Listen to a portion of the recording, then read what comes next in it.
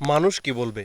দেখুন, একটা কথা বলি, কখনো কখনো আমরা এমন কিছু কাজ করি না যা হয়তো আমাদের ভালো লাগে না, কিন্তু তারপরও করি, কারণ একটা অন্যরকম চিন্তা কাজ করে।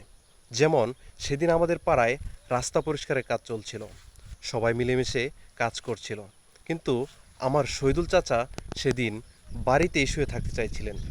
তার মনে হচ্ছিল, আহ, আজ কাজে না গেলেই ভালো হয়, শরীরটা কেমন ম্যাজম্যাজ করছে।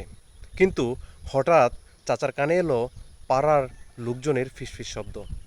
শহীদুল চাচাকে দেখছি না কেন আজ, উনি কি কাজে আসেননি?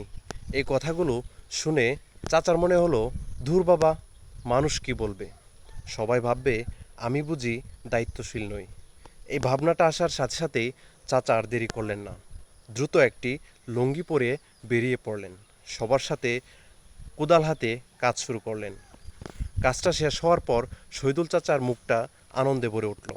সবাই মিলে পাড়াটাকে ঝকঝকে পরিষ্কার দেখে তার মনটা যেন ভরে গেল। দেখলেন তো, মানুষ কি বলবে, এই ভয়টা কিন্তু সব সময় খারাপ নয়, বরং এটা আমাদের সমাজকে এবং ব্যক্তিগত জীবনে নিজেকে সুন্দর রাখতে আর একে অপরের পাশে দাঁড়াতে সাহায্য করে। আপনি কি মনে করেন? কমেন্টে জানান।